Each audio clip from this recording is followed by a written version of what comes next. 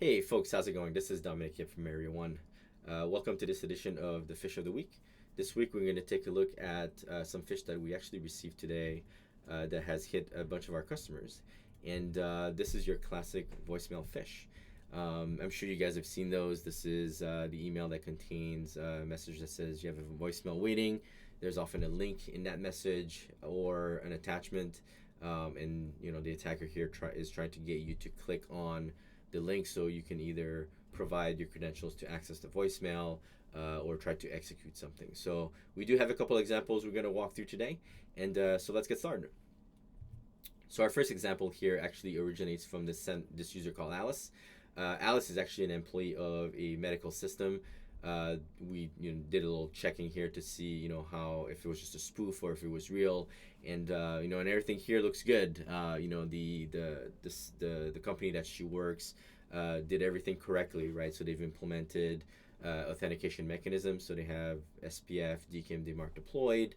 When we look at the infrastructure itself, it looks that they are also using Mimecast as a layer of defense, but probably not on the outbound side, which is where the attacker took advantage of. So if we take a look at this message as it was sent to a few of our customers, we can see that it passed through some of those defenses, and unfortunately, and were not detected by them, but with Area 1 in the flow of the message, we were able to do those detections. So our first example here is a customer that uses Ironport, and we can see that through the fourth receive header here in the message, and we can see that the message passed through and then got delivered to Area 1 for inspection, and was not blocked by Ironport at all.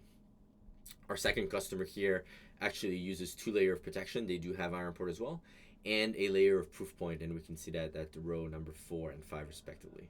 So here, again, both solutions missed the message. Detection did occur on the Area 1 side of the house. So anything that had to do with reputation, anything that had to do with email authentication, as well as any of the anti-spam, malware, phishing engines that were deployed on the solutions ended up missing the message.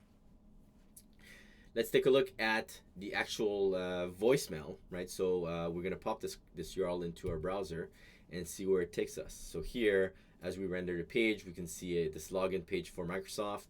So, let's go ahead and plug in some data, put in a password, and see where it takes us. And, we get this great thank you note for your credentials here.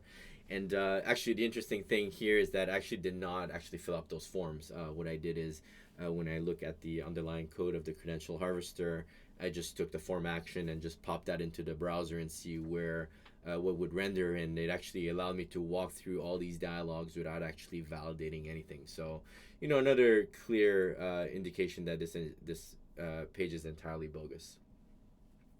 So let's take a look at a second example that we have here. This is another voicemail message that was received. This one is a little different. It has an attachment in it. And if we open this attachment, we can see that there is another message in there. And again, this one seems to say, hey, you have a voicemail waiting.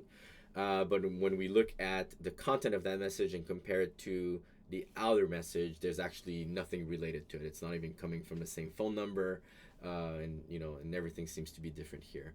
And again, here, the original sender, was compromised. The email was sent from their account. So anything around email authentication here passed, with flying colors. And this message itself was actually inspected by Microsoft 365 and unfortunately was missed there. And we had a detection here on the Area 1 side. So here too, we'll take a look at what's going on with this voicemail.